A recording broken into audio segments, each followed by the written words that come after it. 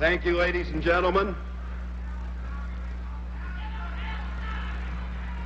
May I ask a rhetorical question? Didn't I give Roger Mudd a heck of a beating?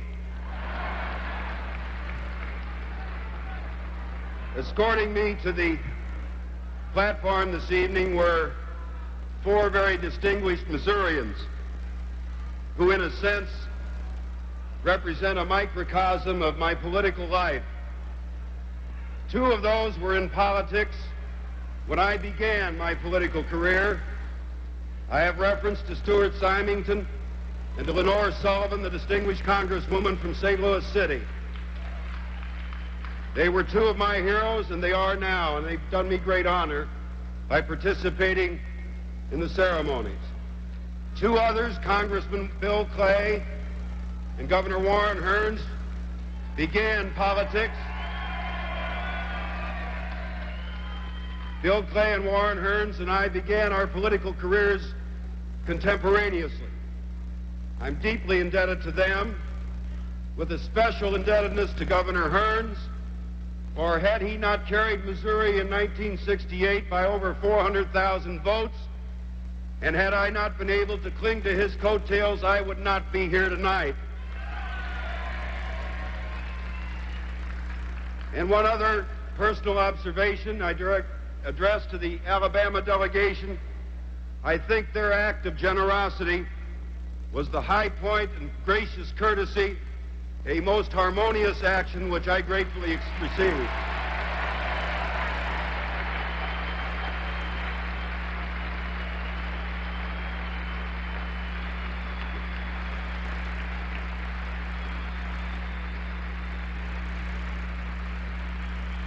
And one final personal note that will be understood only by members of my family and by no others. But this speech is dedicated to MDE. Ladies and gentlemen, this has been a year of surprises.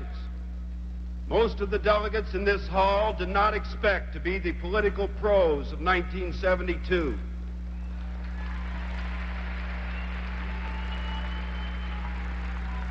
Most of us did not expect to nominate a man who began with only 5% in the polls.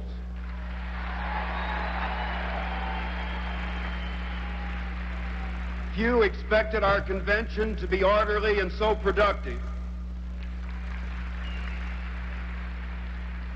And surely I did not expect to stand before you tonight as the Democratic nominee for Vice President of the United States. It is thus with deep humility in the face of the responsibility you've asked me to assume, and with profound gratitude to you, the delegates, and of course to Senator McGovern, that I accept your nomination.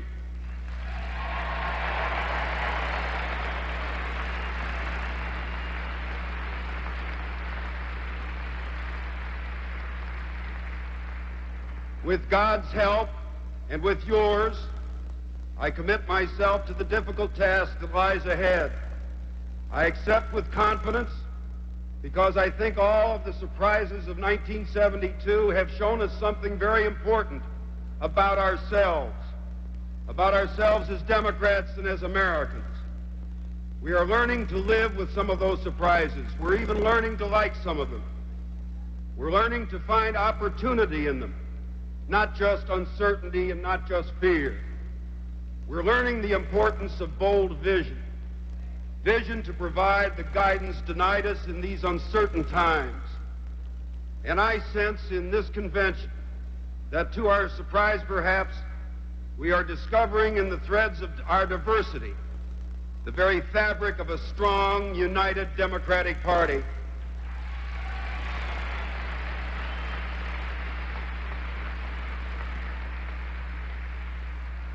As I look out across this vast and great hall, I see the future of America building. Truly, this convention represents the best the grassroots of our nation can offer.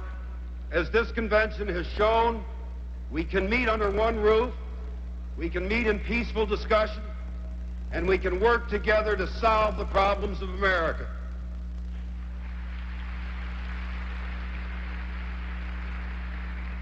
And I ask of these fine delegates, isn't that really enough to carry a new message of hope to the American people?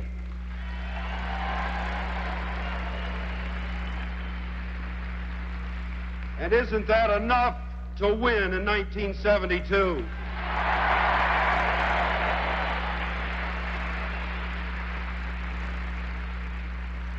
My friends, America has been stalled for 4 long years. We've been stalled in a senseless war in Vietnam. We've been stalled economically here at home with millions and millions of Americans idled by needless unemployment. We've been stalled in the desperate fight to save our beleaguered cities. We've been stalled in providing adequate funding for our schools. We've been stalled in the effort to preserve our precious and vanishing environment. And we've been stalled in its deeply felt need to find a new direction for its citizens. From the people who promised to bring us together, we've gotten deception and more distrust. From the people who promised the lift of a driving dream, we have a sodden mound of trampled hopes. And so we have an electorate so jaded by gimmickry that their healthy skepticism about politics, indeed their healthy skepticism about politicians, has escalated into a total lack of confidence in this administration.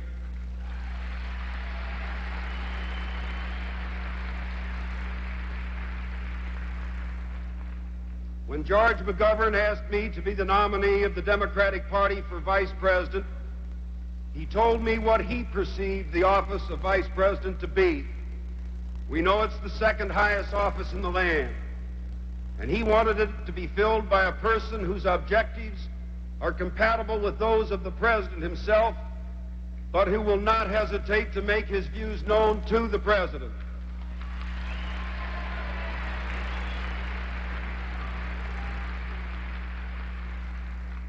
And most important, it's an office whose occupant must understand and appeal to the highest, not the basest motives of our fellow Americans.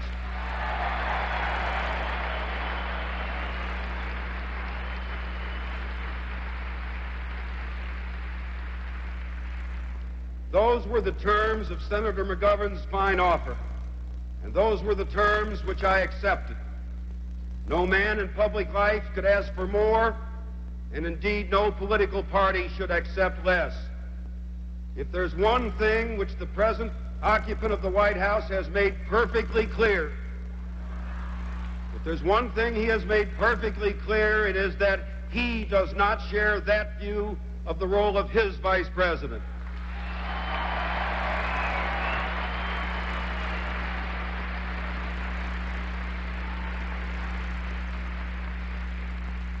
And so, tonight, I pledge to you that we will restore the dignity of the office of the vice presidency.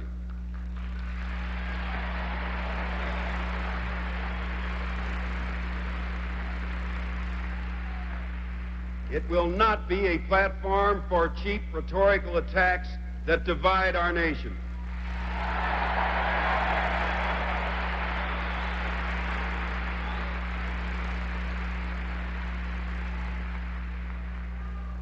John Kennedy, whose brother will be with us momentarily, John Kennedy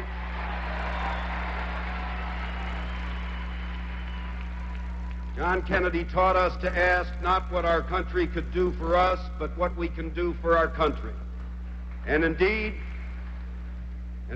what we have learned since then, in one of the hard and bitter lessons of our time, is that there are limits to wit that even a great and mighty nation can do. For 4 years, with cosmetic diversions and callous disregard for the intelligence and the conscience of our citizenry, Richard Nixon has tried to make us forget what our nation should do, and if we are to be true to our heritage, what our nation must do.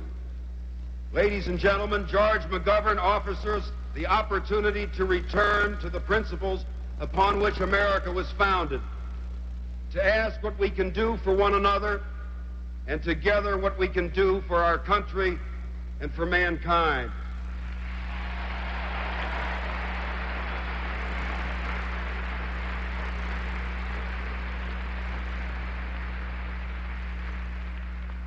In Richard Nixon, we have a president who has traveled to the far reaches of our globe, who tells us that his greatest thrill comes from sending Americans to distant planets, but who has yet to study the mood and the spirit of his own countrymen.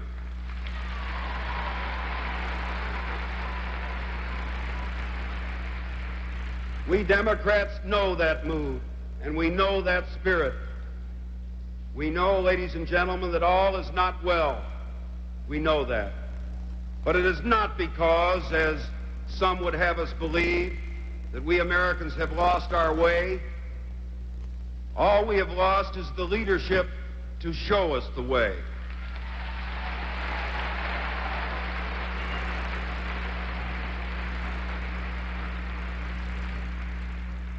With George McGovern, we will have that leadership. And let us join together then tonight, and let's elect George McGovern President of the United States.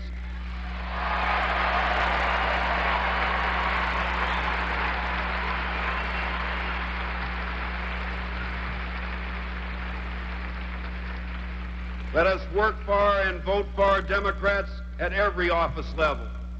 Let us campaign in every state and carry the message to every American. And let us so conduct ourselves and conduct our campaign, and indeed, let us conduct our lives, that in later years men may say, 1972 was the year not when America lost its way, but the year when America found its conscience. Thank you. Thank you very much.